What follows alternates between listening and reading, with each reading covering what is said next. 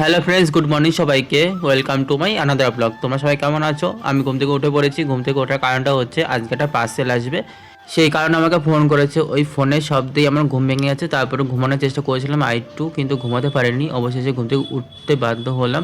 তারপর ঘুম থেকে উঠে ব্রাশ টাশ করে বিছানাটা ঠিকঠাক করে মিষ্টির জলটা খেয়ে নিয়েছি।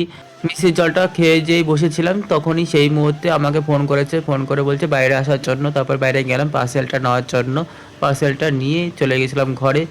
দেখো পার্সেলটা নিয়ে নিয়েছি। বলো তো এটার ভিতরে কী আছে? যাই হোক, যেটা আছে সেটা তোমাদের সাথে পরে শেয়ার করব। আমি যেই ঘরে আসলাম, ঘরে আসার পরে দিদা আসলো। দিদা এসে বলছে ভাত দিচ্ছি, ভাতটা খেয়ে নে। আমি বললাম ঠিক আছে, ভাত দিয়ে দাও। আজকে ভাতের সাথে ছিল শুক্তো, চিকেন, আলু চচ্চড়ি, শসা। রোজ রোজ একই খাবার, আলাদা কিছু রান্না করেই না। কদিন ধরে দেখছি সেই একই খাবার রান্না করে যাচ্ছে। আমার মনে হচ্ছে দুদিন পর পরই চিকেন খাচ্ছি, মানে আলাদা কিছু রান্না করছেই না। এরই মধ্যে দিদা আমাকে ডাকছিল কিছু দরকারি কথা বলার জন্য। আমি তখন গেলাম, গিয়ে দরকারি কথাটা বললাম। সাথে সাথে বললাম এই রোজ রোজ চিকেন রান্না করবা না তো। একদিন পর পরই মনে হচ্ছে চিকেন খাচ্ছি, অন্য কিছু রান্না করো। তারপরে ঘরে চলে আসলাম। ঘরে এসে রেস্ট নিচ্ছিলাম। চলো এখনকার জন্য রাখছি, দেখা হচ্ছে একটু বাদে। টাটা সবাইকে।